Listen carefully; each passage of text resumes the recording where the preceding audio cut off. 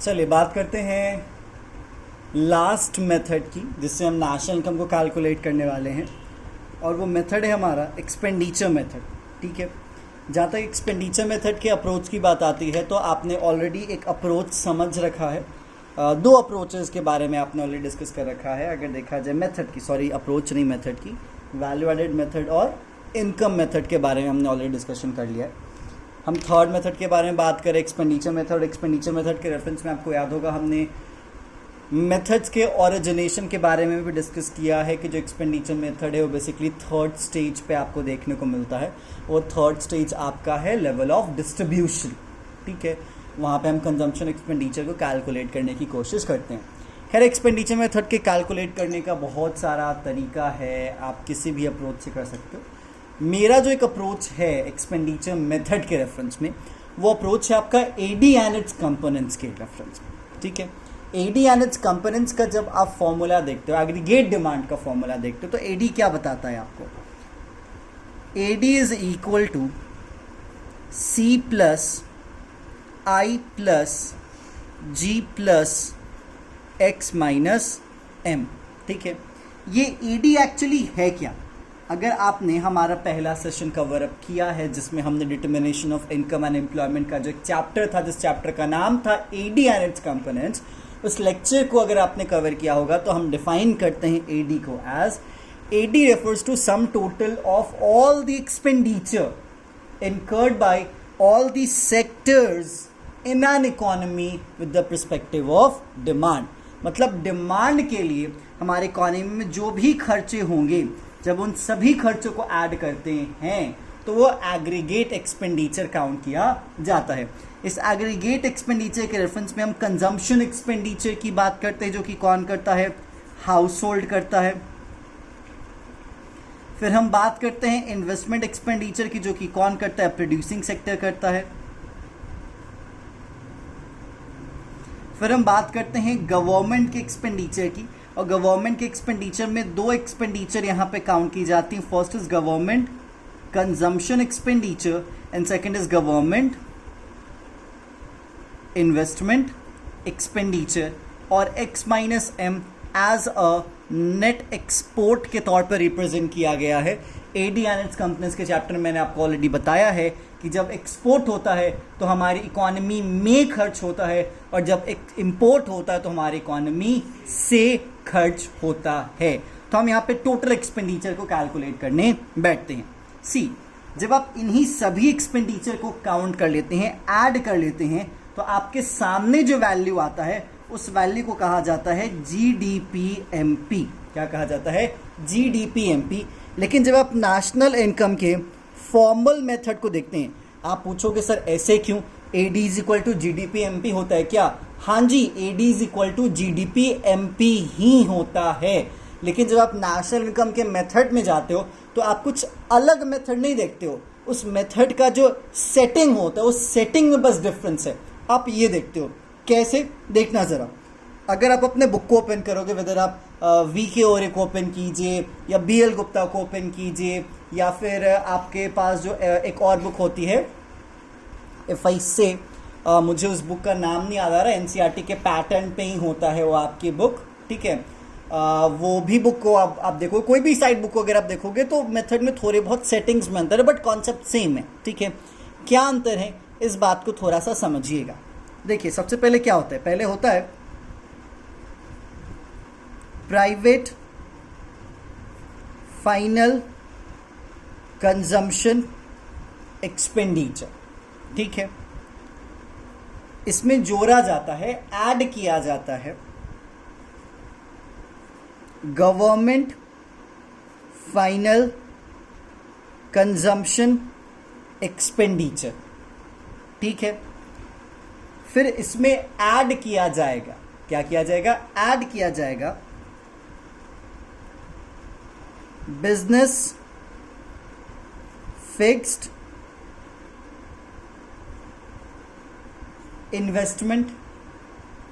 इसमें फिर ऐड किया जाएगा गवर्नमेंट फिक्स्ड इन्वेस्टमेंट। फिर इसमें ऐड किया जाएगा इन्वेस्टमेंट बाय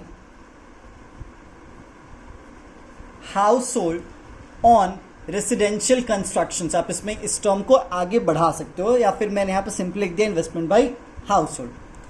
फिर इसमें आप ऐड करते हो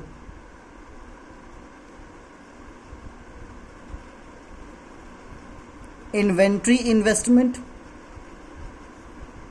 जिसको फाइंड किया जाता है क्लोजिंग माइनस ओपनिंग स्टॉक से, और फिर एट लास्ट इसमें आप ऐड करते हो नेट एक्सपोर्ट। क्या ऐड करते हो आप? Net export. आप इन सभी पॉइंट को थोड़ा तरीके से देखिएगा कि मैं किस तरीके से इसको लेके चल रहा। देखो भाई, private final consumption expenditure plus government final consumption expenditure, इन दोनों को मैं एक पॉइंट में ऐड कर देता हूं। ठीक है, business fix investment, government fix investment and fix investment by house hold on the residential construction. ठीक है, ये तीन चीज मैं एक साथ लेके चलूंगा।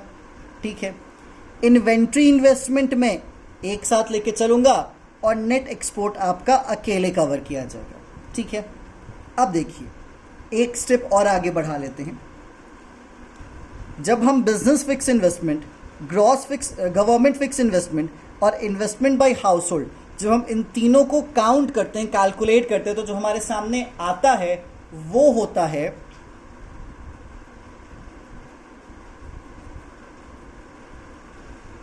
Fixed investment. और यहां पे inventory as a inventory investment,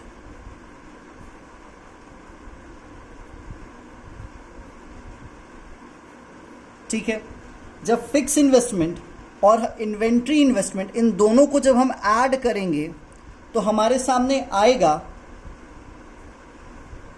gross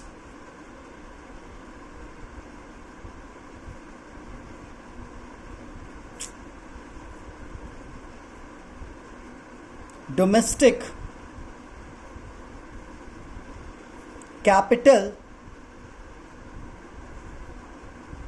formation. ठीक है, ग्रॉस डोमेस्टिक कैपिटल फॉर्मेशन को अगर हमें निकालना होगा तो हमें फिक्स इन्वेस्टमेंट और इन्वेंट्री इन्वेस्टमेंट को जोड़ना पड़ेगा। फिक्स इन्वेस्टमेंट तीन हिस्सों में, बिजनेस का फिक्स इन्वेस्टमेंट, गवर्नमेंट का फिक्स इन्वेस्टमेंट और हाउस होल्ड का फिक्स इन्वेस्टमेंट। बहुत बार इस फिक्स इन्वेस्टमेंट को एक दूसरे नाम से लिखा जाता है। वो नाम क्या है मैं यहां पे सिंपली लिख रहा हूं, gross domestic fixed capital formation. Okay, investment एक टर्म है जिस टर्म का मतलब होता है प्रोसेस ऑफ कैपिटल फॉर्मेशन। तो अगर आपके सामने लिखा जा रहा है ग्रॉस डोमेस्टिक कैपिटल फॉर्मेशन, तो ग्रॉस डोमेस्टिक कैपिटल फॉर्मेशन का मतलब क्या? Gross domestic investment. और ग्रॉस डोमेस्टिक इनकम में दो, gross domestic fix capital formation मतलब fixed investment plus inventory investment, जिसको निकालते हैं closing stock minus opening stock से। ये सिंपल सा आपका फंडा है। Net export as it is carry हो जाएगा। ठीक है, नेट एक्सपोर्ट को हम यहां पे प्रॉपरली क्या लिखेंगे? नेट एक्सपोर्ट और private final consumption expenditure plus government final consumption expenditure is equal to final consumption expenditure। बहुत जगह ग्रॉस फाइनल कंजम्पशन एक्सपेंडिचर या फिर बहुत जगह होगा gross domestic final consumption expenditure. It's totally up to you कि आप उसको किस तरीके से रिप्रेजेंट करते हैं। बट ये याद रख लीजिएगा कि सभी की सभी वैल्यू यहां पे किस में होगी? ग्रॉस में होगी। किस में होगी? ग्रॉस में होगी। अब देखो मैं इसको मैच करता हूं, ये किस तरीके से मैच होगा। जैसे ये कंजम्पशन एक्सपेंडिचर क्या है आपका? यही private final consumption expenditure. Government का गवर्नमेंट कंजम्पशन एक्सपेंडिचर यहां से आ जा रहा है आपका। ठीक है, फिर आपका इन्वेस्टमेंट एक्सपेंडिचर प्राइवेट वाला, ये बिजनेस में भी चला जाएगा और ये आपका हाउस होल्ड वाला भी आ जाएगा। गवर्नमेंट का इन्वेस्टमेंट गवर्नमेंट के इन्वेस्टमेंट पे लेके जाएगा, और नेट एक्सपोर्ट आप देख रहे होगे नेट एक्सपोर्ट में यहीं पे आ जा रहा है। मतलब एक्चुअली ऐसे लिखा जाता है नेशनल इनकम में, तो हमें लगता है भाई बहुत बड़ा फॉर्मूला है। Private, government, business, government, house hold, fixed, inventory, net. भाई कोई दिक्कत नहीं, आप अगर एडी के इस फॉर्मूले को याद रख रहे हो, एक्सपेंडिचर मेथड आपके कंट्रोल में होगा। So AD is equal to C plus I plus G plus X minus M. C बोले तो क्या, private final consumption expenditure. I बोले तो क्या, business fix investment plus inventory investment. Government consumption expenditure साफ साफ लिखा हुआ है, गवर्नमेंट का इन्वेस्टमेंट एक्सपेंडिचर लिखा हुआ है। Net export as it is होगा, नेट एक्सपोर्ट में कोई आपको पंगा नजर नहीं आएगा। तो उम्मीद है आप समझ चुके होंगे कि ये जो आपका फॉर्मूला है नेशनल इनकम को कैलकुलेट करने का, एक्चुअली इसका पॉइंट ऑफ ओरिजिन, उसके कंटेंट का पॉइंट ऑफ ओरिजिन है क्या। क्योंकि आपको पता होना चाहिए नेशनल इनकम का कैलकुलेशन हम जीडीपी से ही शुरू करते हैं, और जीडीपी के रेफरेंस में हम गुड्स एंड सर्विसेज का जो फाइनल वैल्यू होता है उसको काउंट करने की कोशिश करते हैं, जो कि आपके मार्केट में अवेलेबल होता है। तो चलिए, उम्मीद है आपको एक्सपेंडिचर मेथड क्लियर हुआ होगा। अब मैं इसको प्रॉपरली एक फॉर्मल टच पे लेके आता हूं, जिससे आपको और भी चीज़ें क्या हो जाएंगी, क्लियर हो जाएंगी। बस इस कंटेंट को आप अपने जहन में बैठाइएगा ताकि आपको समझ में आए कि मैक्सिमम यही 4 चीज़ें हैं जिसको अलग अलग छोटे छोटे हिस्सों में क्या किया जाता है, बाइफरकेट कर दिया जाता है।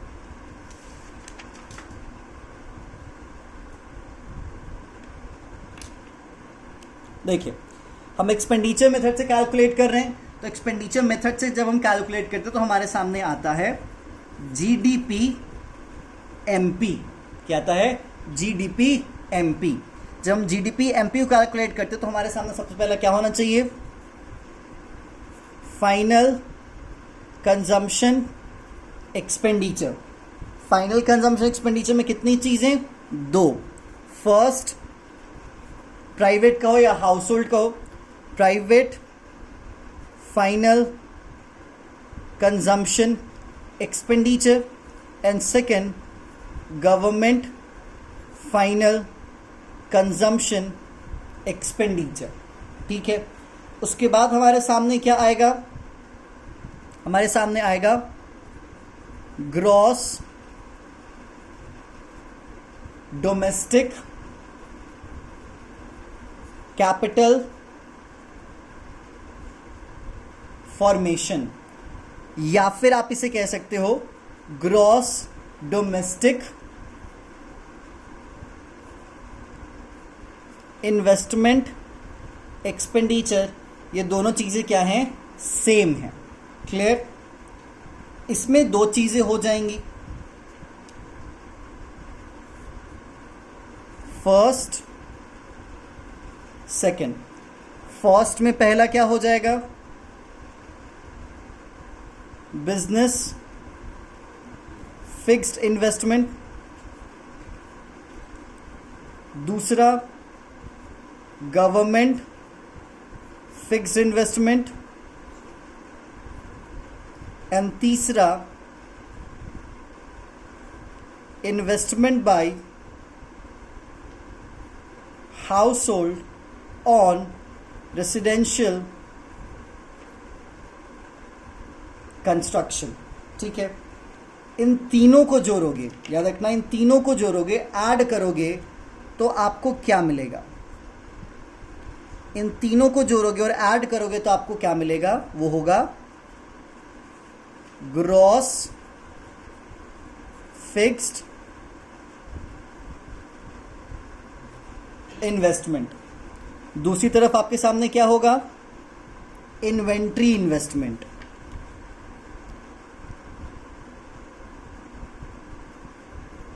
Inventory investment. इन्वेंट्री इन्वेस्टमेंट पे कितनी चीज़ें, इसका कोई चीज़ नहीं, इसका बस फॉर्मूला है। फॉर्मूला क्या है, closing stock minus opening stock. ठीक है, नेक्स्ट एट लास्ट आपके सामने क्या हो जाएगा, वो होगा आपका नेट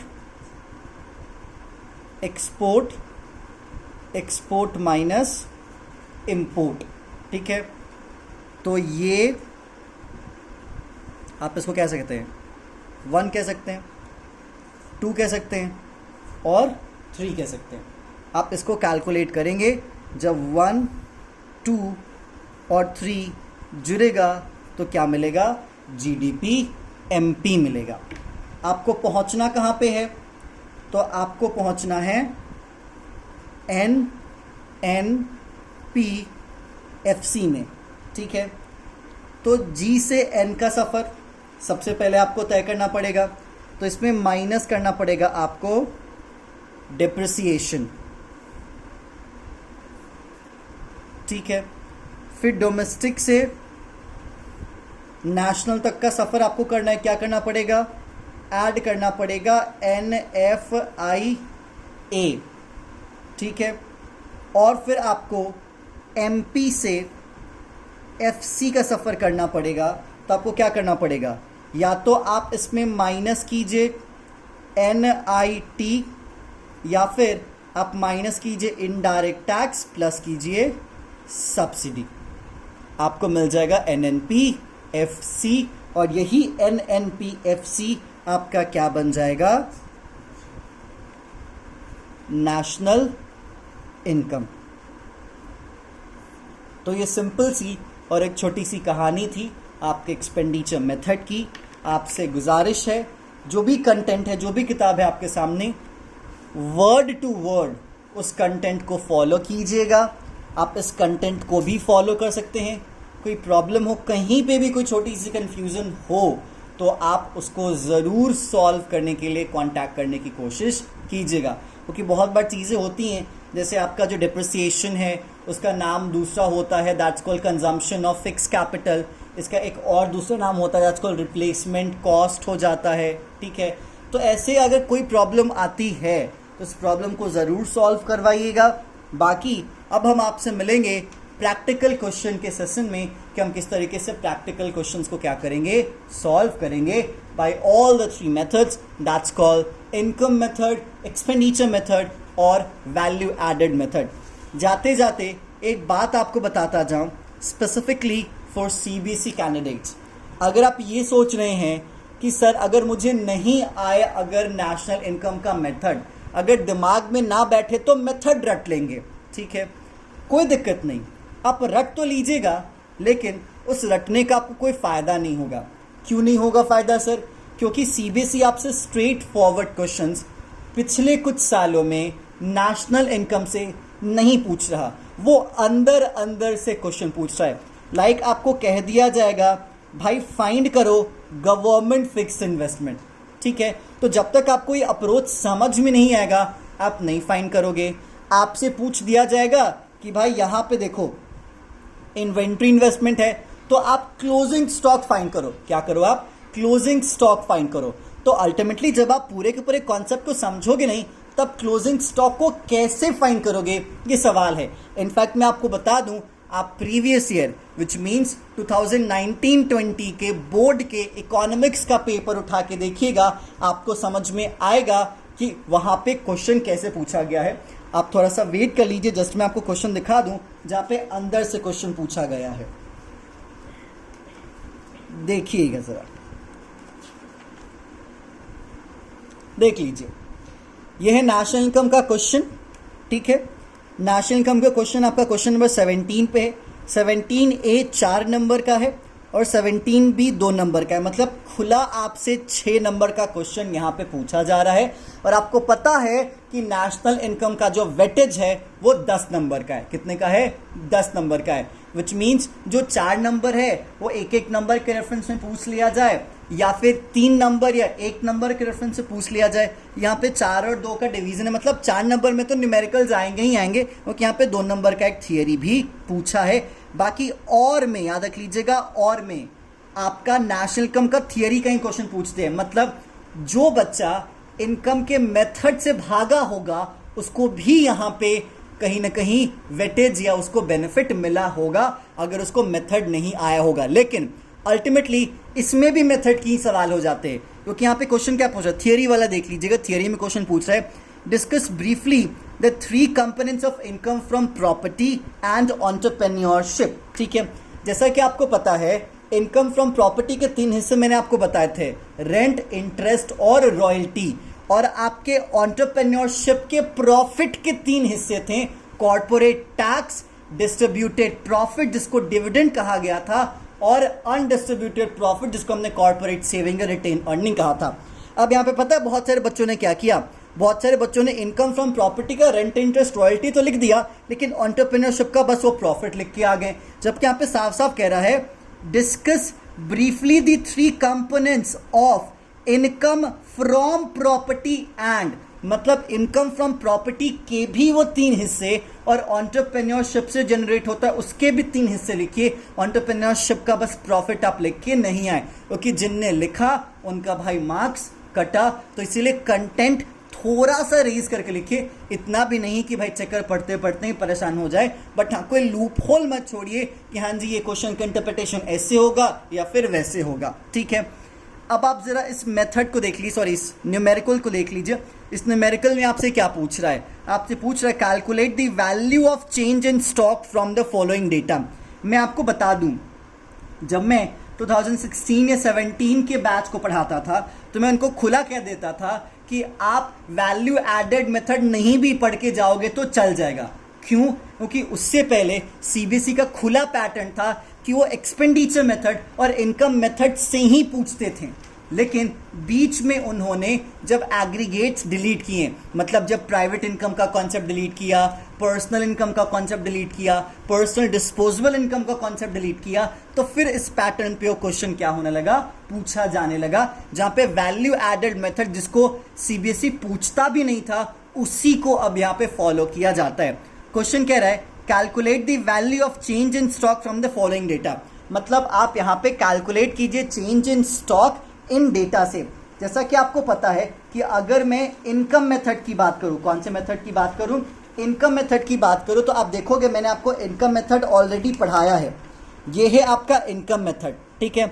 इनकम मेथड में वैल्यू एडिशन जो कि जीडीपी एमपी के रेफरेंस में होता है, तो value of output minus intermediate consumption, value of output के रेफरेंस में चेंज इन स्टॉक अगर सारा सामान ना बिका, और चेंज इन स्टॉक में क्लोजिंग स्टॉक। तो क्लोजिंग स्टॉक को फाइंड करने के लिए आपको इन सभी प्रोसेस से होके गुजरना होगा। जब तक आप इसको समझोगे नहीं, आप चेंज इन स्टॉक चैलेंज है कि नहीं फाइंड कर पाओगे रट के, ठीक है। तो इसलिए देखिए यहाँ पे सेल्स दिया हुआ है, याद होगा ना नेट वैल्यू एडेड, मैंने बताया था ना जीडीपी एमपी कहें या फिर जीवीए एमपी कहें, तो यहाँ पे आप नेट वैल्यू एडेड बोले तो क्या एनवीए फैक्टर कॉस्ट कहें या फिर आप इसे एनडीपी फैक्टर कॉस्ट कहें, ये दोनों चीजें क्या हैं, सेम हैं। क्या हैं? सेम हैं। क्योंकि आप यहाँ पे एनवीएएफसी और एनडीपीएफसी में आप कंफ्यूज मत होइएगा, मैंने आपको पहले ही सेशन में बता रखा है। आपको सब्सिडी दिया हुआ है, आपको चेंज इन स्टॉक दिया हुआ है, आपका डेप्रिसिएशन दिया हुआ है और आपका इंटरमीडिएट कंजम्पशन दिया हुआ है, ठीक है। तो ये बेसिक सी कहानी है, जिस कहानी को आपको समझना होगा तभी जाके इन सारे क्वेश्चंस को आप सॉल्व कर पाएंगे। तो इसलिए मुझे दिखाना काम था, मैंने दिखा दिया कि सीबीएसई का पैटर्न क्या है।